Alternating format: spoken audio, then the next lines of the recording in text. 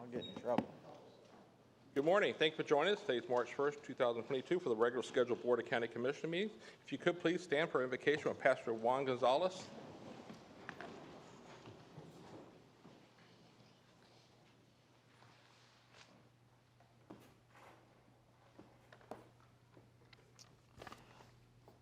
Let us bow our heads. Loving Heavenly Father, we come to you this hour asking for your blessings upon this commissioners meeting with all present, our communities, and help as we are gathered together to conduct the business of the day. As we deliberate, we pray for guidance in the matters at hand and ask that you would clearly show us how to conduct our work with a spirit of cooperation, joy, and enthusiasm.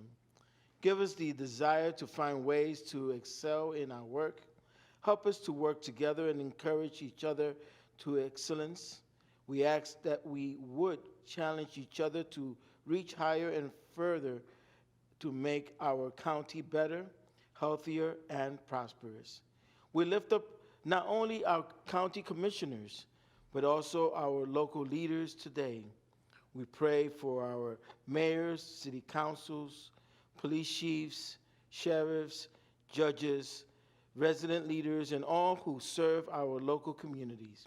Strengthen them with wisdom and grace for the heavy burdens they carry. May they manage their teams and projects with love. Keep their hearts pure and their eyes turned towards your face as they work in the best interest of the people they are called to serve. We pray also and ask for your blessing on the people who have been called to lead in which we live and work and play. Help them as leaders to not ask first, how do we fix this, but what do we need to learn? How might we need to change? And to whom do we need to listen? Remind them, because we all forget from time to time, especially in the noisiness of what passes for political debate today, that they are not only leaders, but also servants, and that it is their responsibility and ours to serve the common good for all. Remind them that no matter where we live, everyone is our neighbor, and that throughout the ages, prophets, pastors, and ministers of the cross have called the leaders of the people to respect and protect the least of those among us, our children, the elderly, the poor, those who are hungry, those who have no homes, those who are ill in body, mind, or spirit, the strangers and immigrants in our midst, those who live in the margins, those who are alone, those who are not forgotten, rather. Finally, grant them and us together the wisdom and courage to know and do what is right and good and true. May they and we speak out when it is time to speak out and listen, patiently and receptively when it is time to listen. May our county leaders and we always be guided by the spirit of community, by the spirit of justice, and by the spirit of love. This we pray in the name of all we hold sacred and true, holy, all that we hold good and right and true. May it be so. This we ask in the name of our Lord and Savior, Jesus Christ. Amen. Amen. Please join us in the Pledge of Allegiance. I pledge allegiance to the flag of the United States of America and to the republic for which it stands, one nation, under God, indivisible, with liberty and justice for all. Thank you. Please be seated. Thank you, Pastor. Pretty well covered. Well, thank you for joining us this morning. We have three ceremonies this morning. If I could have the first special guest come up. We have Apollo here to join us, and we have Karen and Pablo from Animal Services. And Pablo is a pet is looking for a home. He's a shepherd mix, lab mix. He's a beautiful dog. He's really friendly. And I know the sheriff loves our dogs too, so it's a great pet there. He's looking for Roger. Dave's here this morning. So Karen, you'd like to tell us what's going on this month at Animal Services? Yes, he was at Cell Dog program. He's one of our Cell Dog graduates with the Lee County Sheriff's Office, so he knows. Apollo, are you going to show some stuff? Sit. Apollo, you're doing it. He's all excited. He's camera shy today, Karen. No, he's not going to camera do shy. it. Apollo, come here. Sit. No, you're not going to do it now? Well, he does know all that. Everybody saw it before. But he knows sit and stay, crate trained, house trained. Maybe Sheriff Marcino will get him to do it. So he's available for adoption this month. This month we have, since it's Deputy Chance's Gotcha Day on Tuesday, we're going to have a birthday party for him on Thursday. His Gotcha Day is his day of adoption into the Sheriff's Office family. So we're going to have a birthday party for him on Thursday. And in his honor, we're going to give Shelter Pets a chance all month long, and our adoption fees are reduced to $25. And then on the 26th, we have a kitten shower. So you can come and find out how to be a foster for our multiple kittens that will be coming in any day now during kitten season from 10 until 12. So come on out and join the fun. We're going to have prizes and everything else. Now he's going to sit because he's with Pablo. Well, thank you for the update. If you're watching the meeting this morning, please go out and check out our Animal Service on Domestic Avenue. A lot of great pets out there that need good homes. So thank you, Karen, for everything you're doing, and Pablo and all your staff. Great. Thank you.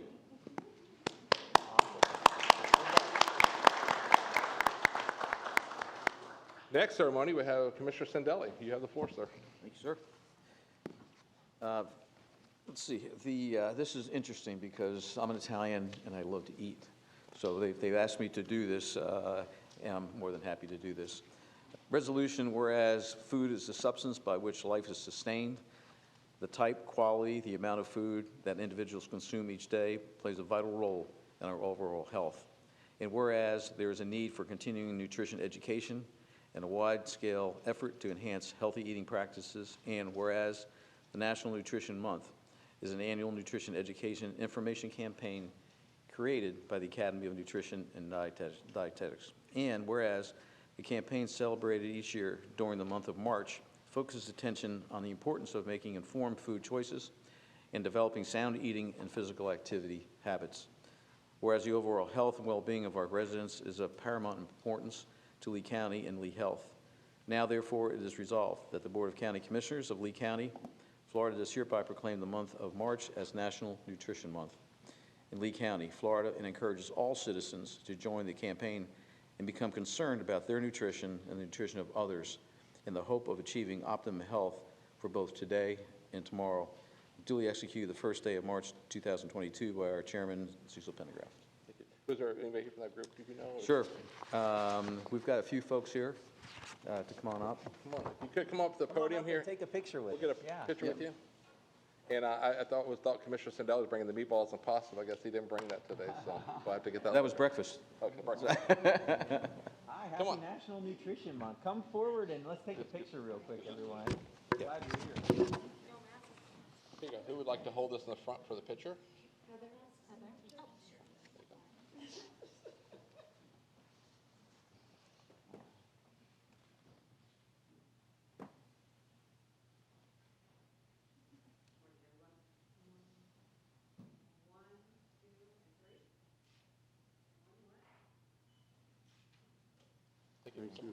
Somebody say a few words? Anybody from your group?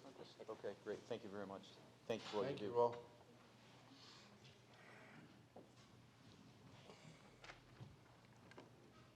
Thank you, Commissioner Sandelli, and to all of the Lee County Commissioners for celebrating National Nutrition Month with us. On behalf of the registered dietitian nutritionists of Lee Health, of which we all work for Lee Health, and all the registered dietitian nutritionists in Lee County, we would like to express our gratitude for helping us celebrate National Nutrition Month. We also appreciate your professional acknowledgement of RDNs as the licensed food and nutrition experts. National Nutrition Month is celebrated annually to emphasize the importance of nutrition to the public and to encourage them to reach out to registered dietitian nutritionists when establishing their health plan. The theme this year, Celebrate a World of Flavors, reminds everyone that there are many healthy food options available for their informed food choices especially Italian food. Thank you very much. Thank you again. We truly appreciate you and this proclamation. Excellent. Thank you. Appreciate you. Thank you very much.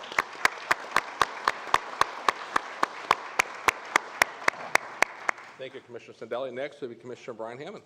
Thank you, Mr. Chairman. I would like to ask everybody who's here for the Pace Center for Girls to come stand right by the podium for me. So I know Amy McQuaig's here. Anybody who came with her for Believing in Girls Month, just come stand right behind the podium.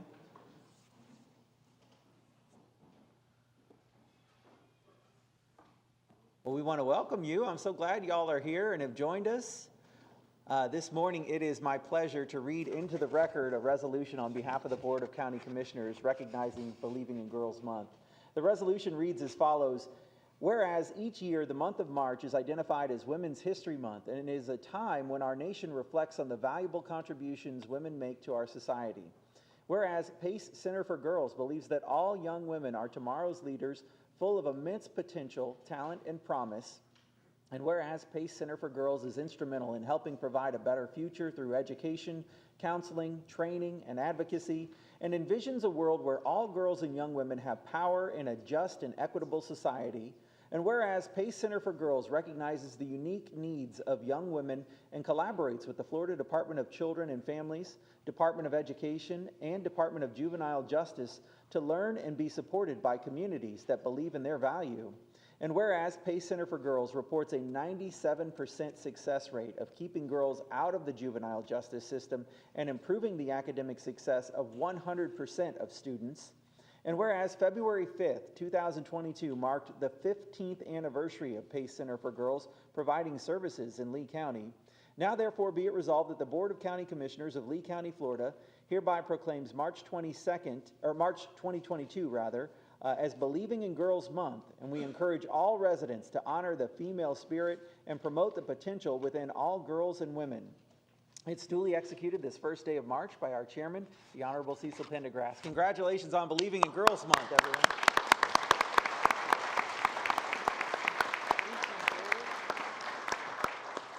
And I'll ask you to please come forward and we'll take a picture real quick. Amy, I'll hand that off to you. So good to see y'all here this morning.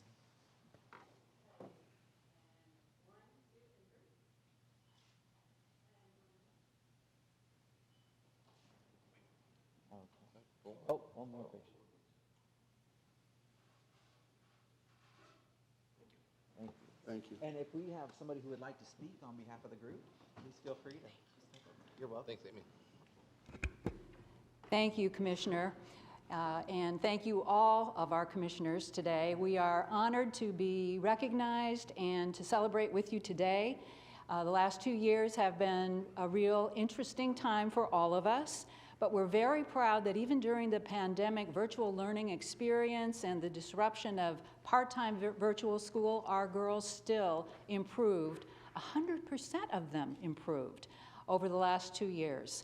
And that you won't find that in other schools. We are a year-round school. The girls come to us having faced trauma in their lives, and at the school they learn the skills that they need to cope with those challenges, as well as accomplishing self-paced academic learning, individualized learning that allows them to make progress toward graduation and become productive, contributing members of our community. So we're very proud of the girls. We love to share their story. And if any of you ever become aware of a girl in need who is struggling, who has had trauma in her life, you also can refer girls to PACE. So most of our girls come directly from the schools, but the community members can also refer girls. So we are here to serve our community. Thank you again. Thank you. Thank you.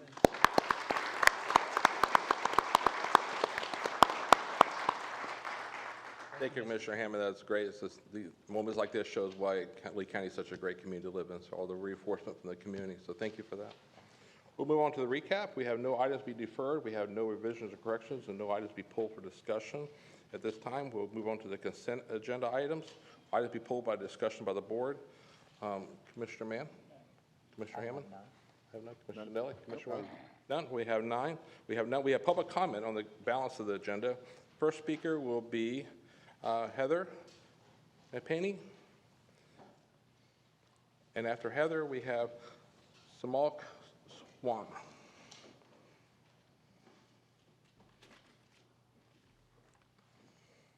Good morning. Good morning, Commissioners. And thank you for the opportunity to speak. And this is regarding the Waterway Estates Marina. Item number 7, yes. And Safe Harbor has apparently asked for an extension of their due diligence period, and frankly, I have no objection to it being delayed. I personally would like it delayed for eternity. However, I do have some concerns. But I do understand that something needs to be done with the property, and it needs to be done thoughtfully in a well-developed manner. I and many of my neighbors have questions and concerns that need to be addressed, and obviously too many for the short time allowed here. So I therefore respectfully request that Safe Harbor and the county meet with the impacted neighbors to address our questions, suggestions, and concerns, preferably during this due diligence period now that it's being extended, and certainly before engineering and design is too far along. That meeting needs to be provided in a way that's notified to the neighborhood in a way that everybody receives it. So unfortunately, probably, even though we're in the 21st century, that probably means good old-fashioned snail mail to every address in the neighborhood, particularly those close to the marina. So I do request that that meeting gets scheduled sometime in the near future, and preferably before those who are part-time residents return to their north homes. My biggest concern with the extension that's been requested is the reason that was given in the agenda, and I'll quote, that the initial 90-day due diligence period inadvertently reduced by delays caused through the holiday season. Did Safe Harbor not know that there were holidays when they signed this agreement in December?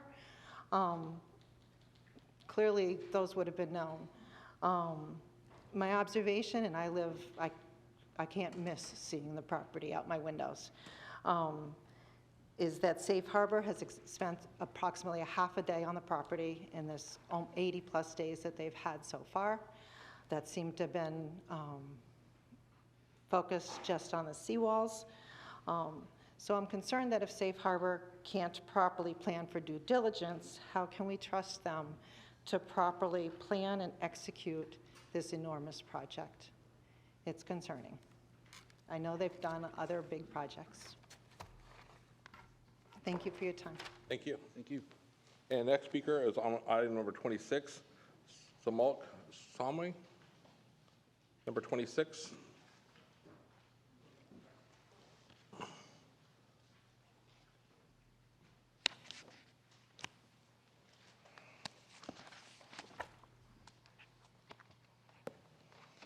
My name is Sanmukh Swami. I'm representing the Asian American hotel owners of Lee County. Together, we own 45 hotels in Lee County. The tourist tax is a self-imposed initiated by the hoteliers to increase tourism by marketing our destination. The hoteliers were willing to pay the price of decreased demand to get the benefits. Anytime you increase price, you lower the demand. The Florida legislature recognized and acknowledged the stakeholders of tourist tax by requiring 6 tourist-related board members of the TDC to 2 government officials. The proposed amendment would disturb the balance and give excessive voice and power to local government officials. There is a fear amongst local hoteliers that this voice will be used to direct the funds away from promoting tourism or tourist-related expense to the needs of local government that should be paid by the taxpayer. The local government can have the funds without having to increase taxes, which is unpopular. While we have great local government officials that appreciate tourism and the use of these funds, this is not the case around the state. Also, there is no guarantee that future local government officials will respect the true purpose of the fund. So, if the bylaw is passed, then the hoteliers will demand 12 non-voting seats on the TDC. This is calculated by the 3-to-1 ratio, the ratio of non-voting seats, voting seats multiplied by 4. So, you know, and I believe that if the hoteliers who have a vested, the government's officials don't have a vested stake in it, but the hoteliers do, so that would substantially increase the size of the board and its functioning. Thank you. Thank you, sir. Next card is on item number 25. It has two boxes checked here, 25 and public presentation and matter of concern. John Micah, are you on 25 or public concern? Thank you. 25? You had 25 on the card and switch. And at the end? You want to do both? Are you doing both cards? You doing for two speaking? Yes, go ahead. This consent right now, right? Yes, consent 25. It's on the Fort Myers Shores water main replacement. Thank you. John Micah. I'm very active in the community out there with different projects, and I hadn't heard about this project at all until I just reviewed the agenda for today. So I would appreciate if the county could take steps to maybe launch an app like they did for the Sanibel projects, so the public could be more aware of what's going on in their community. I see that as being a problem. There's 2 projects going on out there now, and I asked 3 county employees, and they don't even have the plans working on, you know, they're working with the state on the project. So I would like to, you know, I'd love to review these plans.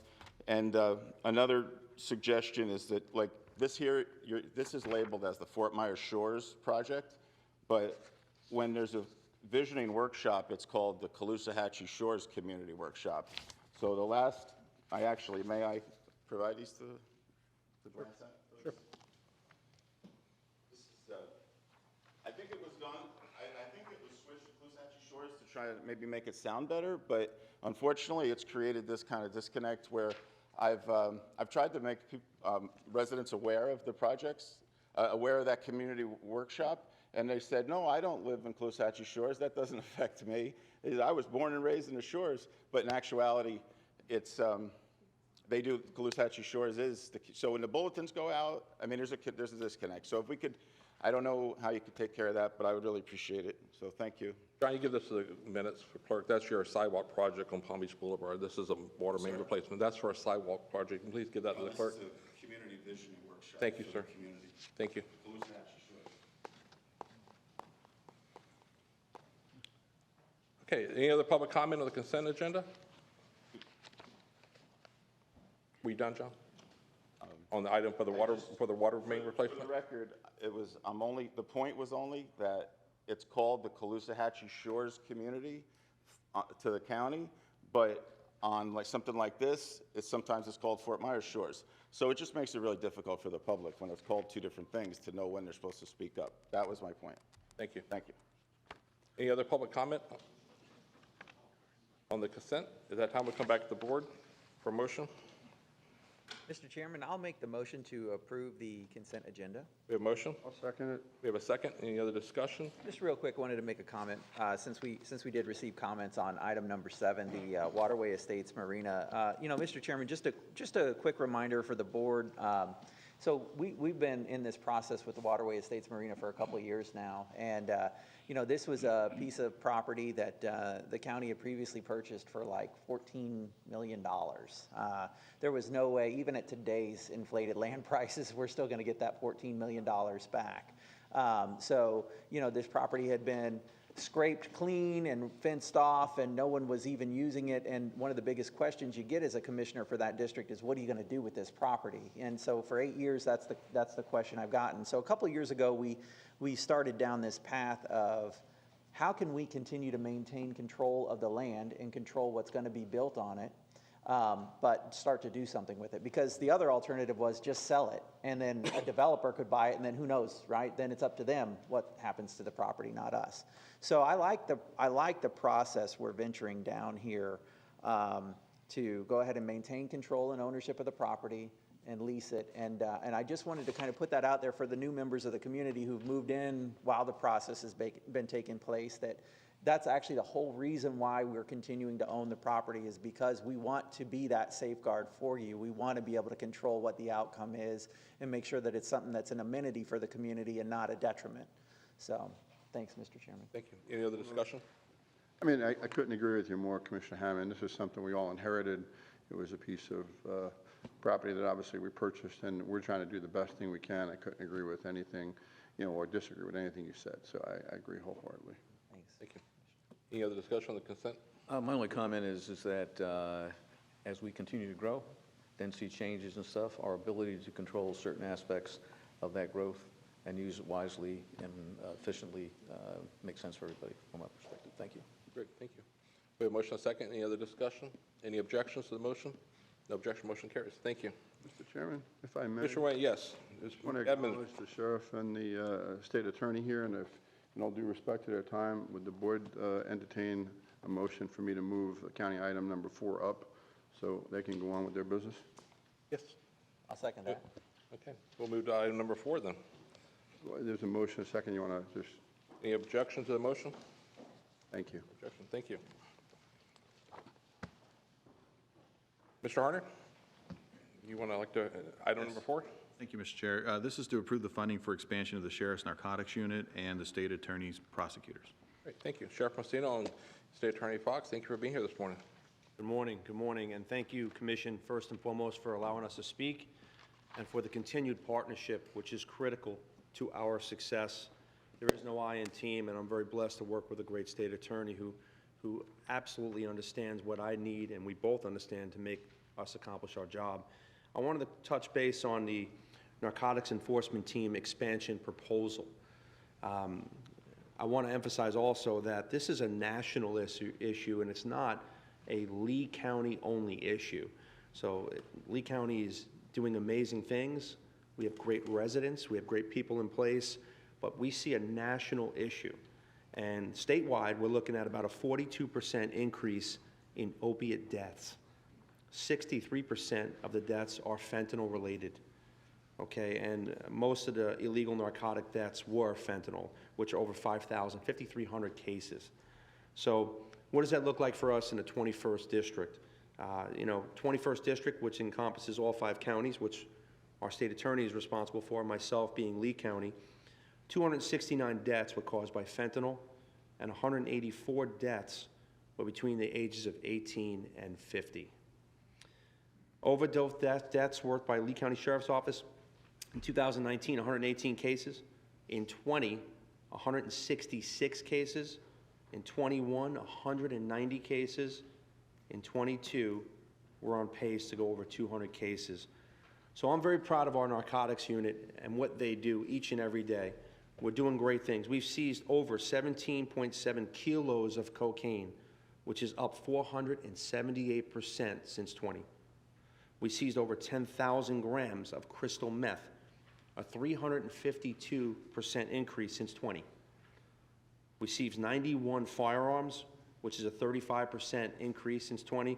And lastly, 6.5 kilos of fentanyl, which is a 265% increase since 20. As we all know, just a grain of salt of fentanyl could kill, could be lethal.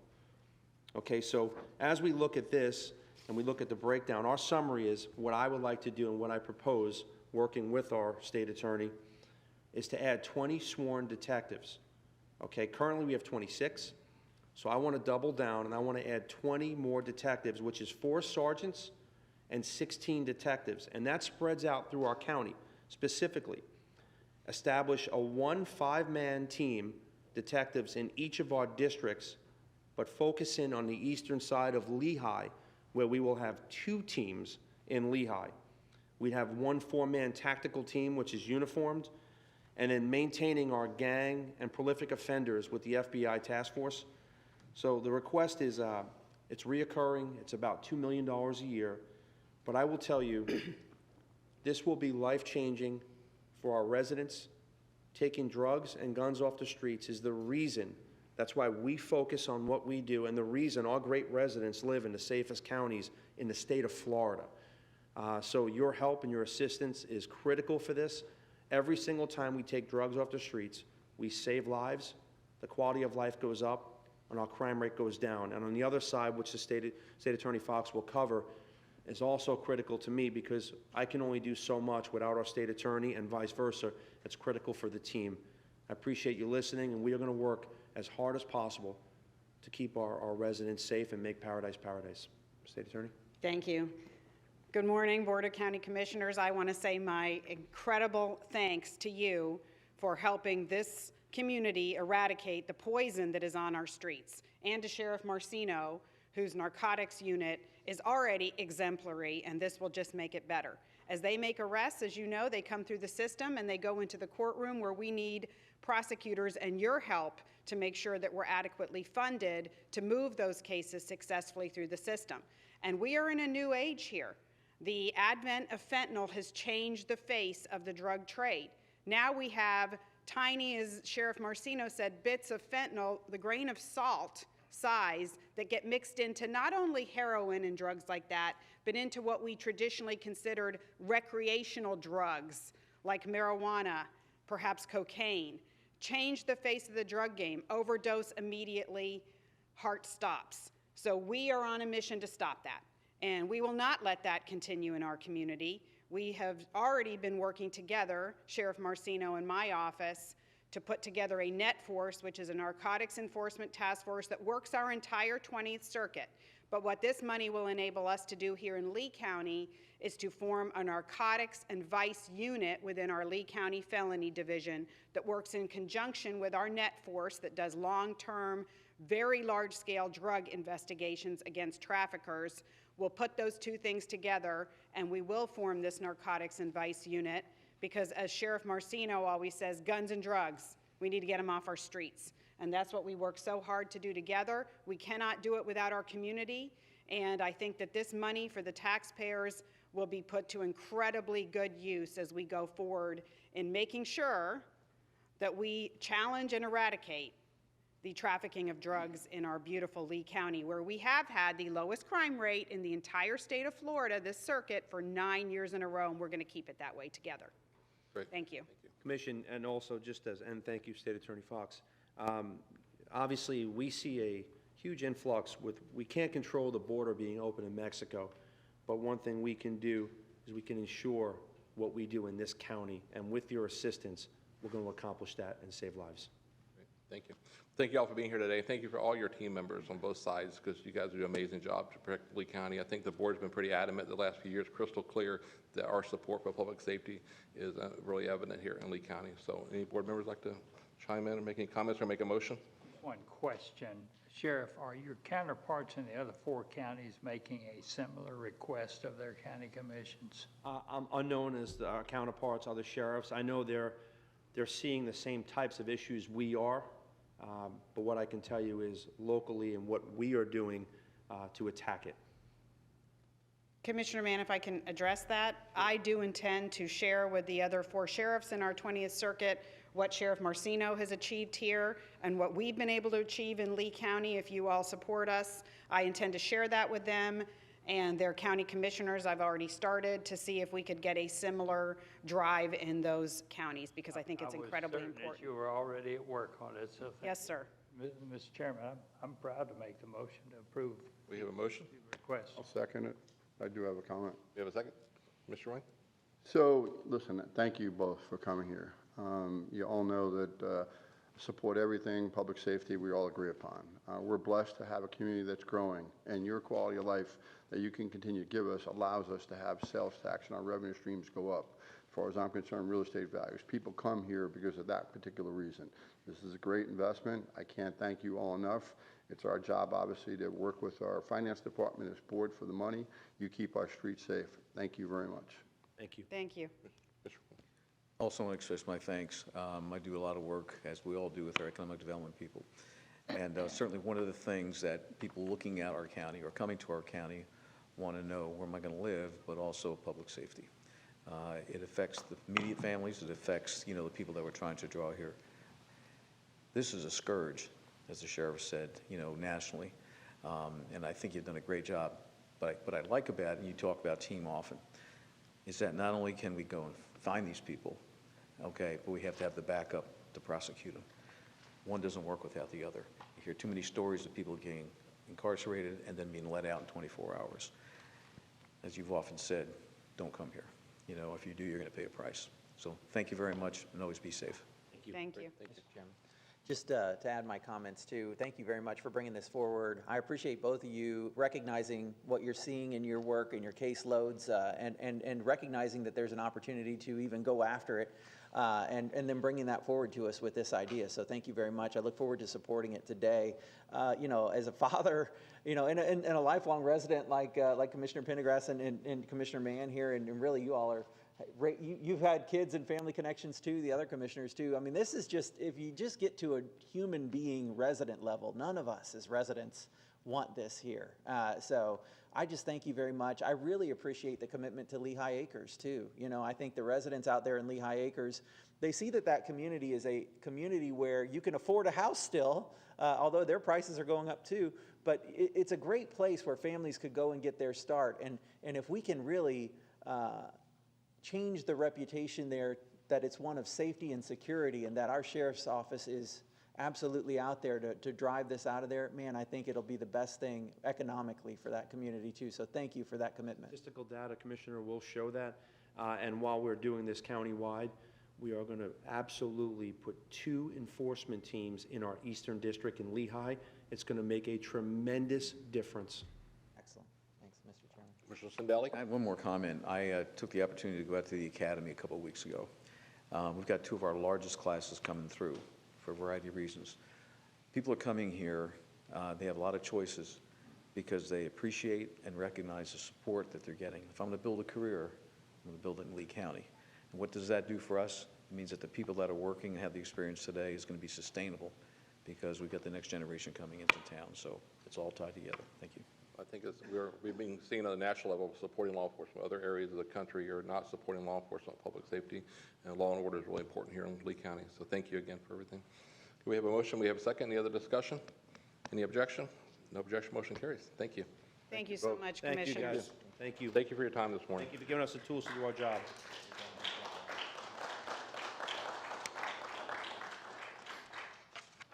Okay, we'll move back to administrative item number 1.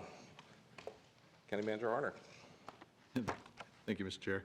This is to approve the FDEO funding agreements to repair infrastructure damaged by Hurricane Irma, and I'd like to ask Mr. Salyer. Commissioners, we will be accepting $4.1 million from Florida Department of Economic Opportunity to repair infrastructure damaged by Hurricane Irma. That includes sidewalk repairs in 7 neighborhoods, clearing of some canals that have ongoing maintenance needs, and most notably, replacement of the Richmond Avenue pedestrian bridge over Able Canal in Lehigh Acres. And a lot of students, of course, use that bridge for the school nearby. I would like to just take a moment to point out that this is one in a series of community development block grant disaster recovery competitive awards that Lee County has gotten. We always have a core team of our performance management division, procurement, and legal, but this one, of course, is DOT. We've had natural resources, emergency management, facilities, lots of teamwork on these. And this will take us to $26.5 million of these kinds of grants thus far. So try to answer any questions that you have. Okay. Any questions for staff? I do have one. Is this source of dollars the same source that might be available for the tornado victims which did not qualify for the federal FEMA dollars that we've just recently heard about? I've been asked that, so are there state dollars or county dollars? And I said, I don't know, but I think so. But it sounds like it might be available. Yes, sir, Commissioner. Same idea from the state, disaster recovery type funds. That's right. Community development block. Is it the county then that needs to take the affirmative action in moving towards such a grant? For the tornado victims, I'm not sure, Commissioner. I'd have to get back to you unless Sandra or somebody. You can get back to us on it, but I'd like to see what is available there, and let's pursue it if we can. Yes, sir. Yes, sir. Any other questions for staff before we call public comment? Any public comment? Administrative item number 1. Come back to the board for. We have a motion. Second it. We have a motion. We have a second. Any other discussion? Any objection? No objection. Motion carries. Thank you. Item number 2. Thank you, Mr. Chair. This is to execute agreements associated with Phase 1 investments for the American Rescue Plan Act. And I'd like to ask Mr. Salyer to address this item. Commissioner, you had previously approved a number of investments, and these are awards related to those. We're asking for agreements with a number of not-for-profit partners to help small businesses and entrepreneurs with technical assistance. And then the big ticket items are we're asking for a $3 million grant to United Way to enhance the services that they provide directly to the community, 211, United Way houses, free medical services for low-income families, that sort of thing. And then the second part of the United Way program would be them administering a grant program to other nonprofit human service agencies. And I just want to remind everyone that if this agreement is approved, United Way will issue a solicitation seeking proposals from the community not-for-profits. They will evaluate those proposals and come back to this board with recommendations on which ones should be funded, but it will be the board's decision to approve or deny each one of those additional agreements. Great. Any questions for staff? Any public comment? Item number 2. Come back to the board for a motion. I'll move approval. We have a motion. We have a second. Any other discussion? Any objection? No objection. Motion carries. Number 3. Yes, this item is to authorize Phase 2 investments for the American Rescue Plan Act funding, and I'd like to ask Mr. Salyer to address this one as well. Commissioners, this is a follow-up essentially to our strategic planning session where you provided some guidance in terms of allocating the remaining direct ARPA funds. We've made specific recommendations that are on the screen before you based on the input you gave us there. We can go through any individual item that you like, but you can see there are a number of continuing human service grants that we are recommending, along with, which is a little bit new for ARPA funds, along with some infrastructure that we need. The biggest one there is Big Carlos Pass Bridge. We just want to note that while we're dedicating that amount of funding today, when that project pricing actually comes in, we're hoping that we will have some funds left over from that amount that could be repurposed to other infrastructure projects. But we don't know the price today, so that's why that amount of $48 million is before you right now. Great. Thank you. Any questions for staff? Being on public comment, we have we have one card. Larry Gillis, item number 3.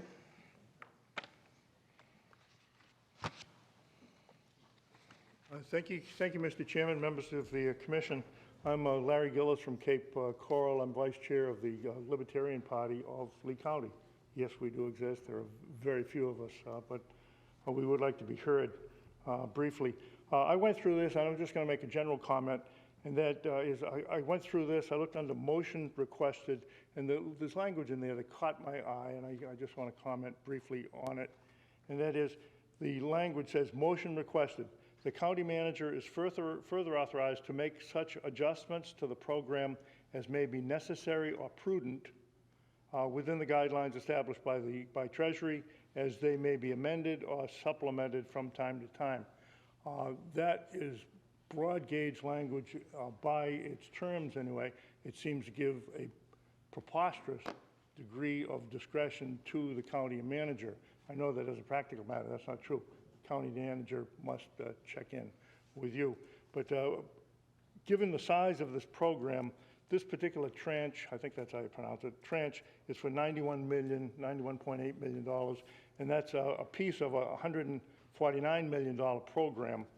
And so there's an extraordinary amount of money involved here, and with that kind of money, giving that kind of discretion, apparent discretion to the county manager is something that you should be very mindful of. I'm sure that you have an excellent working relationship with the incumbent county manager.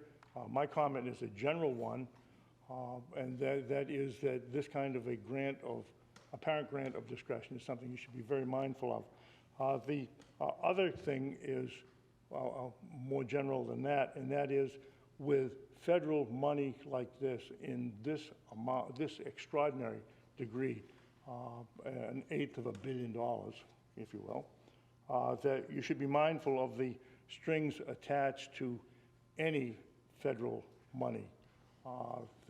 He who pays the piper gets to call the tune, and we all know how to dance, but this is an extraordinary amount of money for us, and we should be mindful of that across the board. And I don't mean to lecture you. I'm sure you've heard these words before, but thank you very much. I appreciate your indulgence. Thank you. Any other public comment on item number 3? Seeing none, we'll come back to the board. Mr. Chairman, if I may, I'll ask the question. Maybe Mr. Harner could address under the motion requested the line that says the county manager is further authorized to make such adjustments to the program as may be necessary or prudent within the guidelines established by Treasury as they may be amended or supplemented from time to time. So what was the thought process in inserting that into the motion? So Commissioner, it doesn't change the final number of 91 million. It just says that those dollar amounts within each subcategory could go back and forth, depending, like Glenn mentioned, Big Carlos Bridge project is $48 million. That project may come in lower, so those dollars could be reallocated to something within that list that you've already approved. Gotcha. Would it allow you the latitude to add something to the list that's not already on there? No, we would come back to you before we would add anything to the list. Thanks, Mr. And Dave, on that note, basically, under the county charter, any changes over $100,000 would have to come back to the board for qualification for a vote, correct? Correct. So the board would be notified anything over $100,000 within the charter is written for the county manager approval. Yes, that's correct. Thank you. Any other, Commissioner White? I think it's noteworthy to understand, I appreciate your comments, sir. We've had workshops. I mean, there's been broad discussions. This isn't coming to us for the first time. We go through a process of workshops, a lot of different briefings that go through. Again, we'll do this, and as the chair recognized, if something moves out of a category that's not there, over $100,000, they got to bring it back to us. So there's been a lot of due diligence. I appreciate your comments, but rest assured you, as someone that is a bean counter by life, I will certainly continue to look at the dollars and cents, make sure we use them appropriately. And all the people here on the board, I can tell you, we're all watchdogs of dollars and cents. Thank you. Any other discussion? I'll move approval. I'll second it.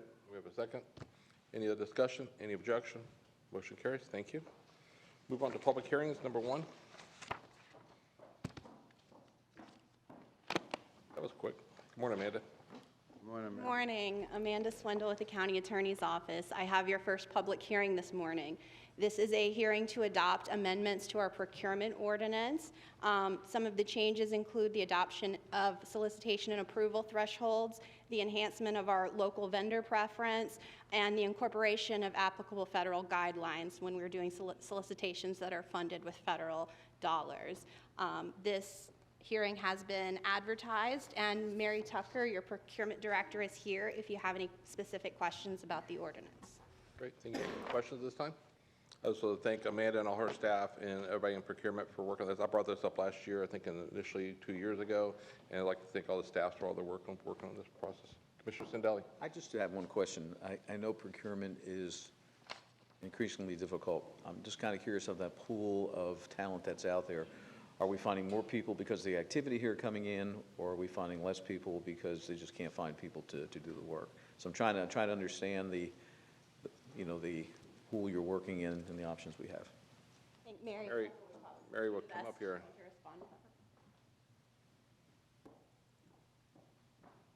Good morning, Mary Tucker, the Procurement Management Director. And let me see if I understand your question. We're talking about the construction portion of it, where we're looking to increase the amount to the $300,000.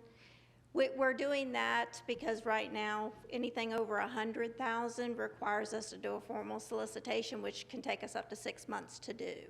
When we have small projects, per, under the 300,000. This way we'll be able to process them in a month to 2 months. And it will actually give us a broader pool locally of construction companies. I'm always trying to figure out where the opportunities are for employment, what the challenges are to that, and try to understand the challenge you have in filling these holes and stuff like that. So thank you very much. You're welcome. Great, thank you. Any other discussion from the board? Any motion? Oh, move approval, Mr. Chair. Second. We have a motion. Commissioner Sandelli got a second here. Any other discussion? Any objections? Do we have public comment? Any public comment on this item? Okay, no. Thank you. We'll come back. Any objection to the motion? No objection. Motion carries. Thank you. Number 2.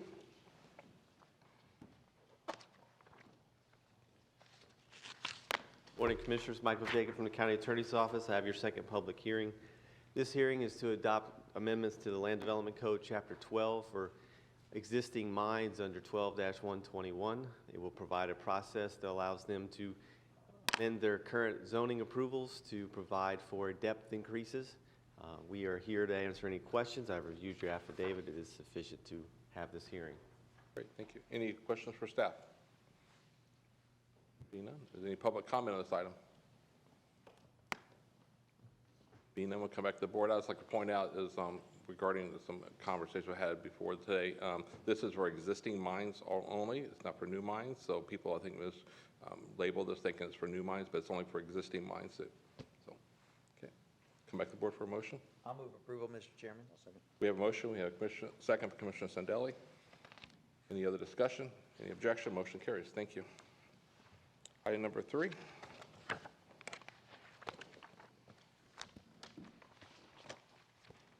Morning. Morning, Commissioners. David Halverson, Lee County Attorney's Office. I have your third public hearing this morning. Item number 3 is a motion to consider and approve a resolution to create the Sheffield Way Channel Dredge Capital Improvement Program, MSBU. The county received formal petitions from a majority of the property owners within this proposed unit, and all legal requirements have been satisfied for this item. This has been duly advertised, and I'm providing the affidavit of publication with the clerk. Great, thank you. Any questions from the board for public comment? For public comment, we have one card, Brian Chapman.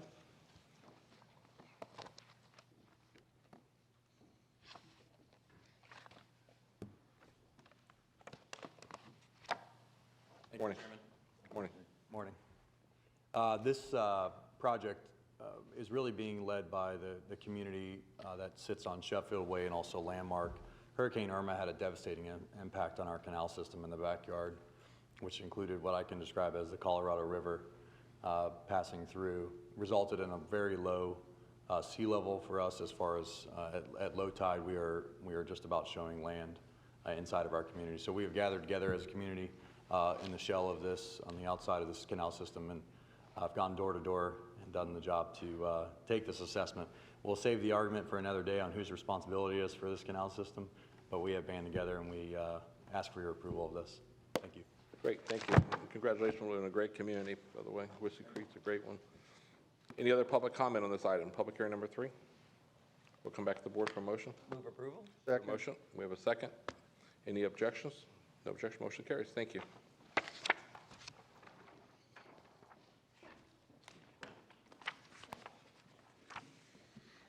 Okay, we have no walk-ons.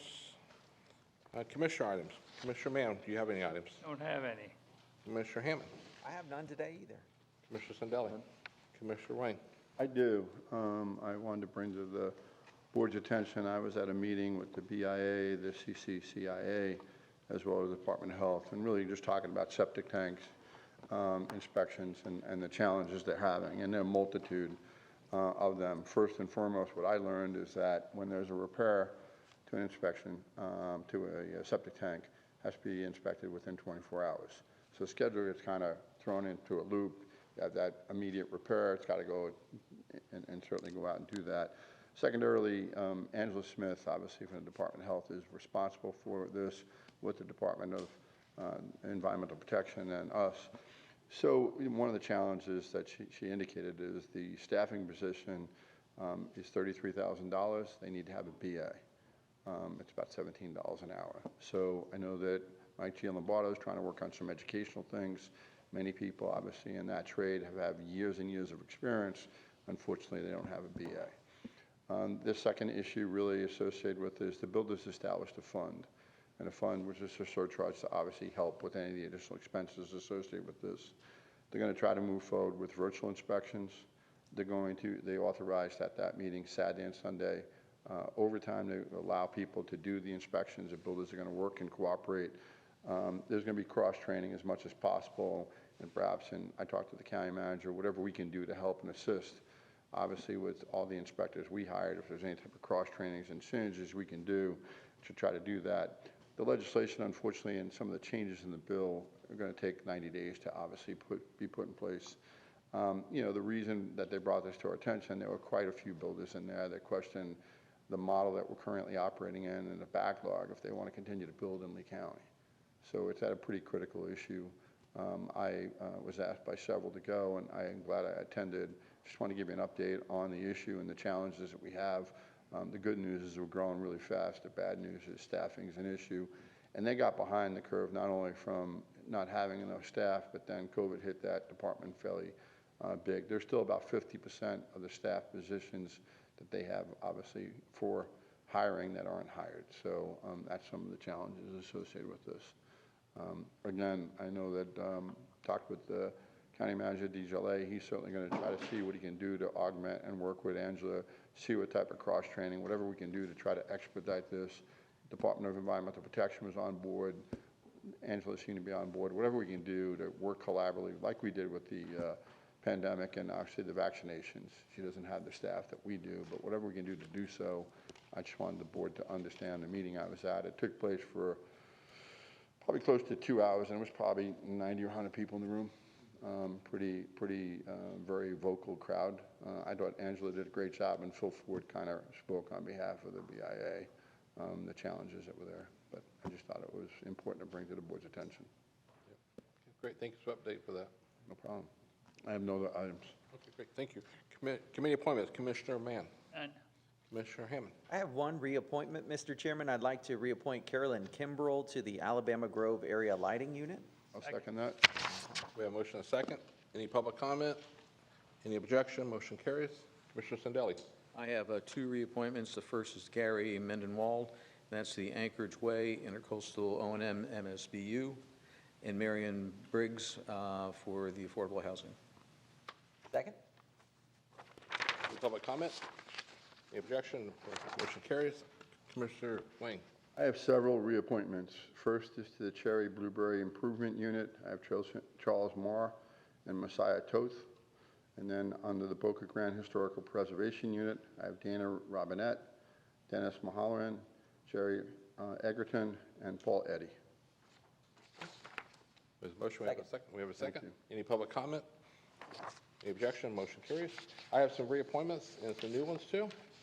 So I have a new appointment of Councilman Larry Fiesel, Village of Estero, TDC, Councilwoman Gloria Tate, City of Cape Coral, TDC, Deputy Mayor Mike Gibson, City of Benita Springs, TDC, all non-voting members.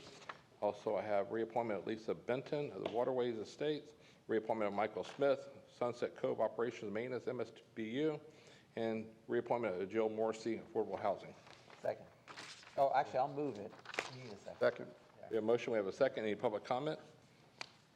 Close public comment. Any objection? No objection. Motion carries. Thank you. County Manager items. Thank you, Mr. Chair. I'd like to provide you with an update on the Southwest Florida Resiliency Compact. In October 8th to be exact, we had a meeting at FGCU.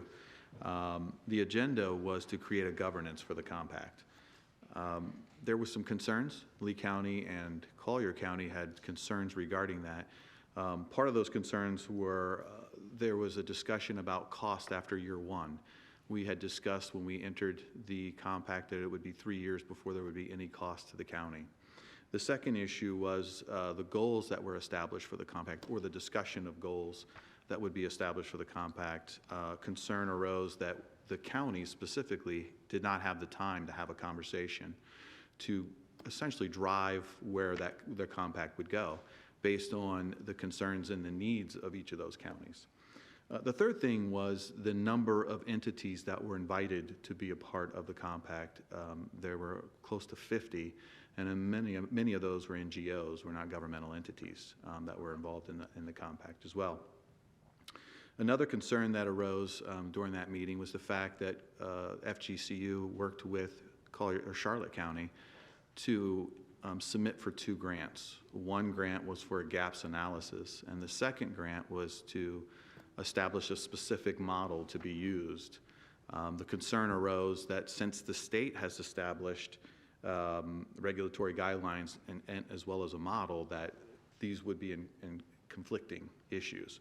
The gaps analysis is an important tool that we all agree that we should be talking about and moving forward with, specifically to look at what are the issues that each of the counties are missing, where can we work collectively together.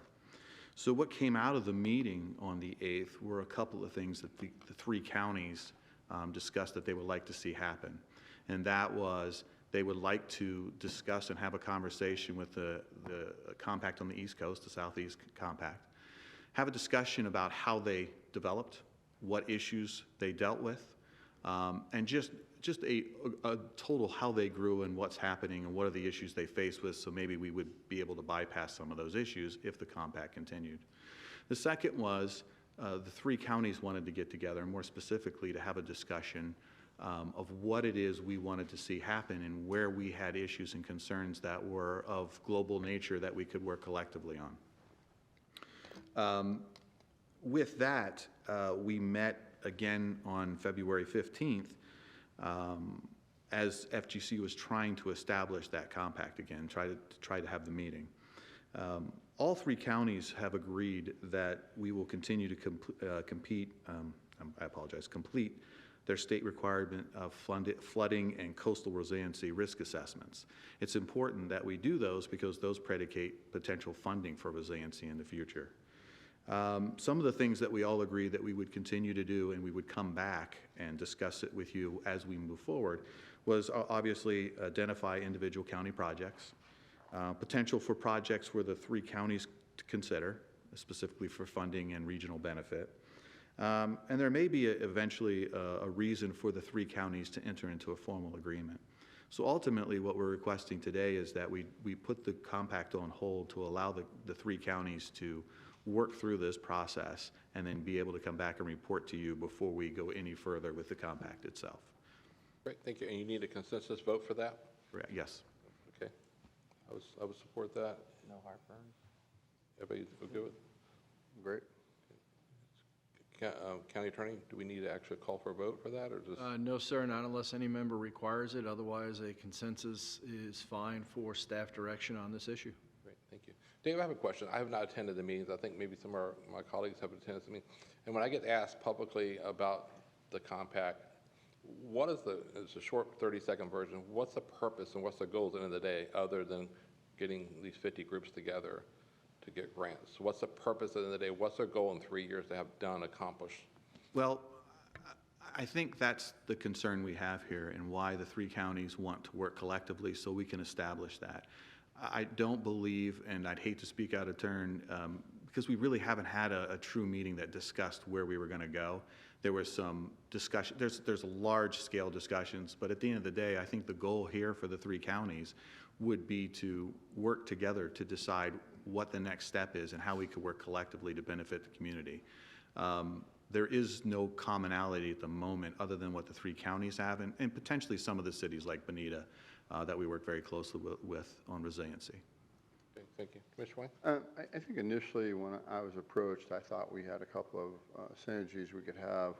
You know, first and foremost, we can get behind any type of flood mitigation, and then second, sea level rise. I think to the deputy manager's point, the first meeting that I went to with County Manager DeJolet, there were far too many people, and as you know, working on a board just as big as the MPO, how difficult it is to have the discussion. Now multiply that by 2.5 times, and let's have a discussion on what we would like to see. It kind of went in a different direction. It was initially, you know, explained to me, certainly by Representative Rodriguez, that the speaker wanted to see some initiatives relative to sea level rise and certainly flood mitigation. I can get behind both of those. I think this is great. The counties want to work together. I think we need to have one solid mission direction and try to get this back on course. I think we're supportive of what we initially talked about, but I think that meeting just went into so many different directions, it was just difficult to grasp. Thank you. Any other discussion? Mr. Sandali? My understanding is that Lee County and the others have explored some of the issues prior. Have those been looked at? Have those been summarized and put into further discussions, or are they just on the side right now?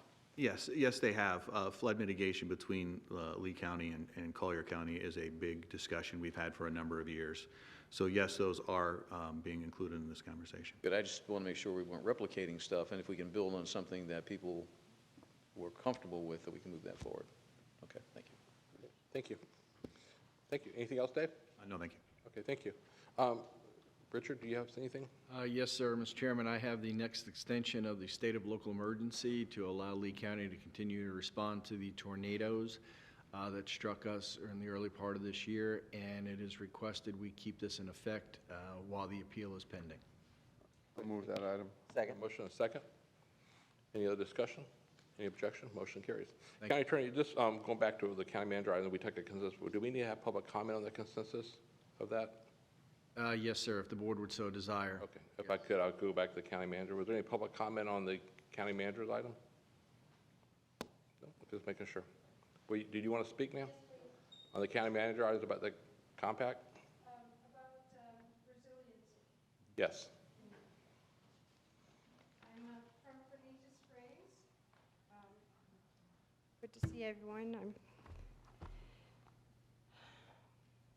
My concern is that there's over 100 acres of conservancy land that is critical to the resiliency compacts. And I know from this experience that there's agencies beyond that it's hard to get a focus. And I believe this property was flood, it was wetlands from the get-go, dinosaurs, wetlands. And then Florida started, its whole history. And now the history is swinging back to how do we get our wetlands and our estuaries and our bodies of water to coalesce with each other again, and also to support various populations. And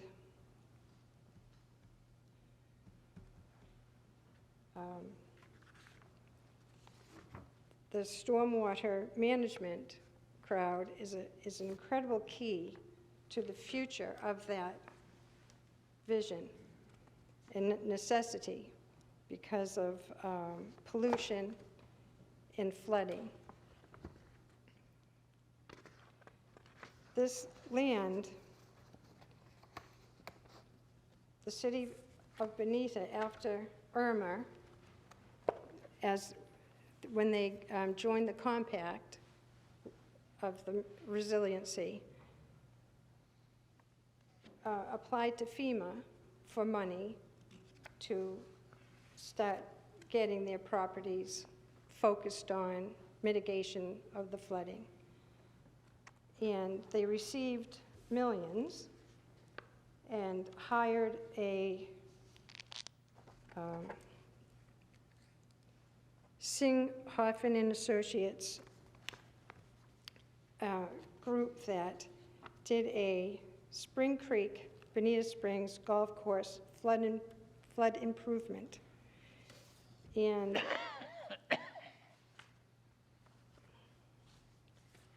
they ended up with 3 alternative evaluations, providing primary drainage systems to allow for future connections of both public and private drainage systems, I'm sorry, are you Melissa Bleasley? Yes. Okay, so you're here. I don't for know the the executive. rules. We heard your 3 minutes, but thank you.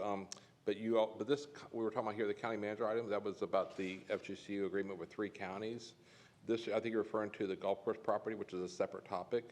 That'd be under county lands. So we'll have staff from county lands get with you after the meeting and talk to you about that property. Okay, so bottom line, I'm going to be asking you for some more money for the number 169, that this project is now in Conservation 2020. Right. So that's a separate subject, but thank you, though. Your Yeah. 3 minutes is up, but we heard Sorry, you. I don't know the rules. but Okay, I sorry, that's do- what I'm trying to help you here. So we'll have Robert Clemens get with you after this, and he can explain to you your question Thank about you. the county lands for the golf course property. I appreciate it. And Commissioner Sandell, your district commissioner, will be happy to meet with you, too. Thank you. Thank you so much. I think it's been derailed. Okay, thank you. Richard, do you have anything else? No, sir. Okay. Thank you. Chairman, while you're on, was what you were referred to with the tornado extension, does that relate also to what Glenn and I were talking about earlier Mr. Chairman? with the Department of Economic Opportunity grant dollars available? It Is that might. part of what we're extending? We're extending the state of local emergency, and it may play a role in the ability to utilize and access some of those funds for what you brought up. Yes, sir. I'm just hoping that's part and parcel. Yes, thank you. Great, thank you. What's the occasion there, Commissioner Mann? You been in Mardi It's Gras this week? Mardi Gras, Mr. Okay. Chairman. Where have you been, buddy? We didn't get our beads, so. I just got in from New Orleans. Boy, what a night, yeah. Not whipped. I hope we're done. I'll look for you on YouTube later then. Well, thank you. I'm glad you had a good time. Okay, this time we'll go to public comment matters concern citizens. And the first one is Dr. Joseph Sonome. And after Dr. Joe, we'll have Donna, Kellis, and Theodore Kohler. I'm Dr. Joseph Sansone. I'm a psychotherapist, and once again, I'm here to demand equal rights for the unmasked and the unvaccinated. The unmasked are being denied health care in many instances being denied employment, and the unvaccinated are being forced to wear masks in many instances and forced to take PCR tests, which, by the way, the CDC's admitted they're taking your genome, your genetic data without even telling you. But the state of Florida is fine. Now, I provided you, as you know, in the spring of 2020, I provided you guys with controlled studies showing the face masks do not work. Nothing has changed. And finally, the Florida Department of Health has said so. They've given guidance out last week that nobody should be wearing masks. They don't work. And so I hope this will give you the impetus to finally pass an ordinance fining individuals or organizations, public or private, that are coercing face masks, PCR tests, or COVID shots. These are clear violations of the Nuremberg Code, which the United States is bound by because the 1964 Declaration of Helsinki is a further codification of that, and the United States considers itself bound by that. And U.S. Code 21 50.23 and 50.24 is a further codification of that. You need informed consent for all these experimental procedures. And of course, the 9th Amendment protects your medical freedom. So these are violations of international law, U.S. law, and constitutional law. The face masks are a ritualized hypnotic convincer, which is feeding into this mass formation psychosis, and we're seeing this kind of cult-like behavior among a lot of people. I want to move on, though, to the vaccines themselves. I think you need to really take what I'm saying seriously on this. You need to stop distributing any funds for these vaccines. Last time, you weren't here, sir, but last time I provided you with the Pfizer studies that showed 1,223 people died during that study. There were 42,000 adverse cases and 158,000 adverse cases.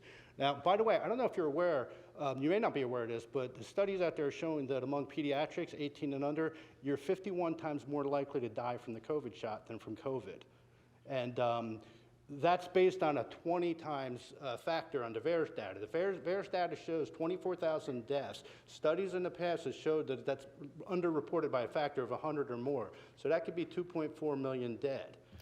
Increasingly, there's Pfizer whistleblowers showing that the vaccine data itself, you know, what they put out is may be fraudulent, or that's the claim. But so we're going to see another 100,000 pages of this Pfizer data coming out in the next 4 or 5 months. And I'm just going to tell you right now, fraud erases any liability shield. And I think any jury would say that people saying that this is safe and effective based on the data that I just shared with you, and I shared you a lot more data from DOD and et cetera. So I'm gonna ask you guys to seriously speak with the county attorney as an officer of the court about what malfeasance is, because I provided you over 1,000 studies about the adverse effects of these shots. You need to cease and desist, and you need to do your own independent investigation, because if anything we know is the government's truth changes. Thank you. Thank you, Joe. Thank you. Next speaker, Donna, is it Colas? Colas. Thank you. Okay, you can speak first. Okay. So good morning. I'm Donna Kohler. My husband, Ted Kohler, and I live in Magnolia Landing, and we have over 50 homeowners' signatures to oppose the pending LDO 2022-00066 that was submitted by D.R. Horton and 4-Star. They are proposing to build 8 pickleball courts in close proximity to existing houses, which we are in one of those. And my point is that these pickleball courts will negatively impact the people in the community who have hearing impairment and tinnitus, many of which are disabled veterans and other homeowners. And these people are protected by the ADA, and we are here to oppose this being approved and to find another location for this. There are plenty of pickleball courts in Lee County that people can use. It doesn't have to be in our community. And to quote Mr. Hammond, an amenity should not become a detriment. And that's what's going to happen here in the community if this is approved. Thank you. County Attorney, is this a zoning issue that we cannot hear, or what is? Mr. Chairman, our counsel would be that the board not respond at this time. This might very well be an application that's currently pending with your staff, and depending on the level of review, it may come to you. Ma'am, your comments have been noted for the record, and we appreciate you coming down. But out of an abundance of caution in a possible quasi-judicial setting, we would respectfully request the board not respond. Do we have the second public comment on the same thing? It's a future zoning issue? They can come forward and place their comments on the record, but our counsel for you all would be the same, to not respond substantively to the speaker. Again, we don't vote on that here. It's done through a zoning process through an hearing examiner, so that would be your audience you need to speak to regarding that. Okay, and how do I do that? We can have staff get with you after the meeting. Okay, thank you. Thank you. Sir, would you like to still address the board? Sir, would you like to address the board? Your name's on the card too, Theodore. Oh, I'm sorry. Would your husband like to address the board too? No. Okay, thank you. Address the board? Okay, thank you. Willie Joe Schottmeyer.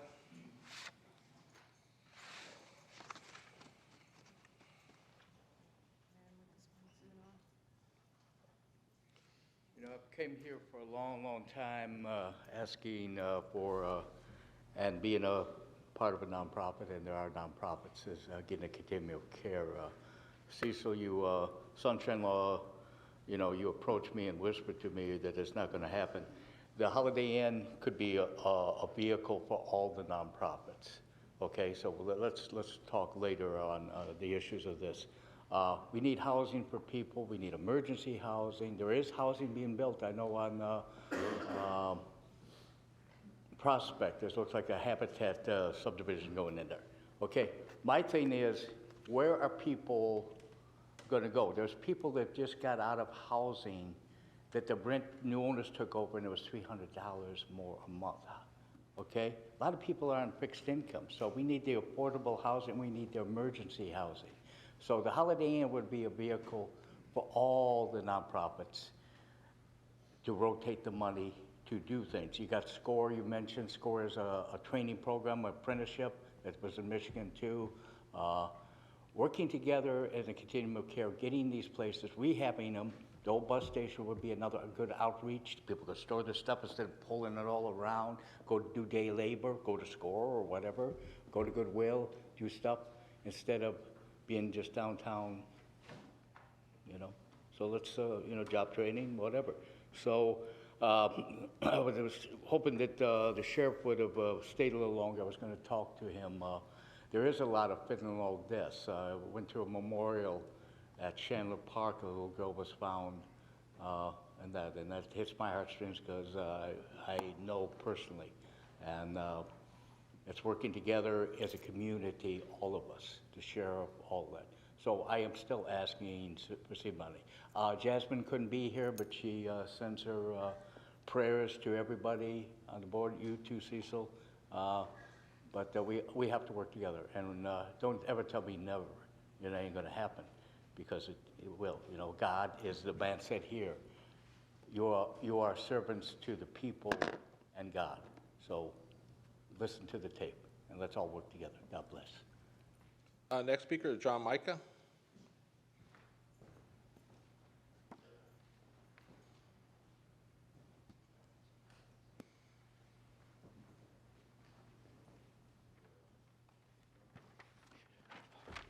Good morning again, Board. John Micah.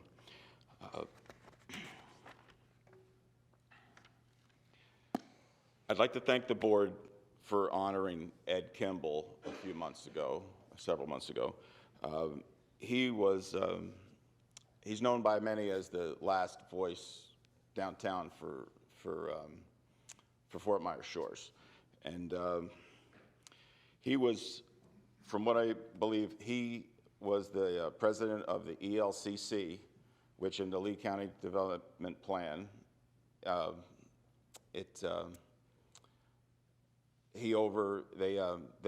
ELCC took the concerns from 16 community associations in the area and then relayed those back to Lee County.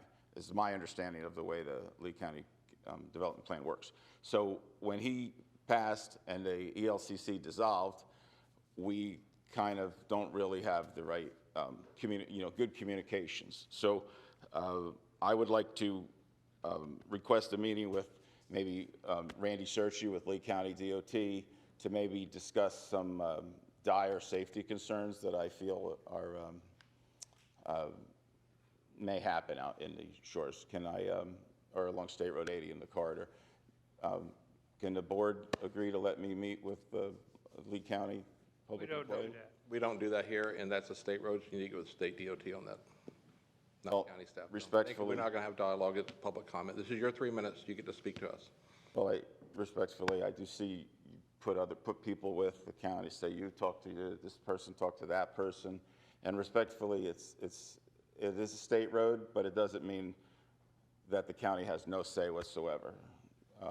And I could speak with Mr. Wesch about that. We could bring up Florida Statute 335-199, but I didn't want to get into weeds. I just wanted to just request that. So just because it's a state road doesn't mean that there's no public involvement. And so can I allow to meet with? So I don't No? Okay. schedule for. All right. So then can I officially Randy make? Searchy works for the county manager, not the board. So the county manager would be the one, he's an employee of the county manager. Under the county charter, we can't violate the charter by directing staff to do something outside the scope of the county. Okay. So that should work with the county manager? Yes, sir. All right, thank you.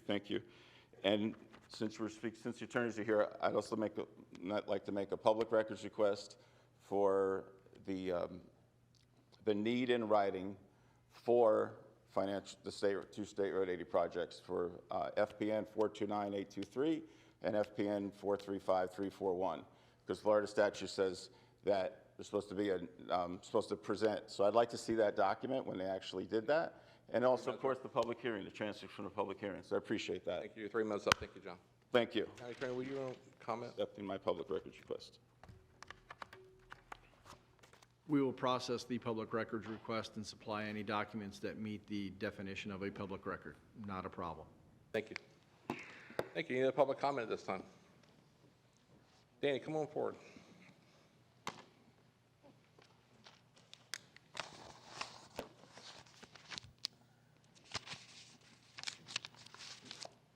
Yes, sir.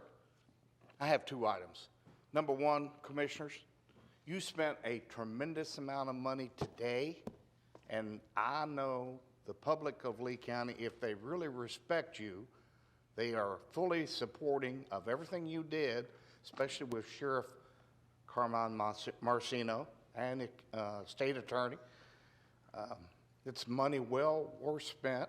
We spend a lot of other money on other projects. I can't commend you enough to say thank you, thank you, thank you. And that's as a taxpayer and also the president of a civic association that we always strive to better North Fort Myers.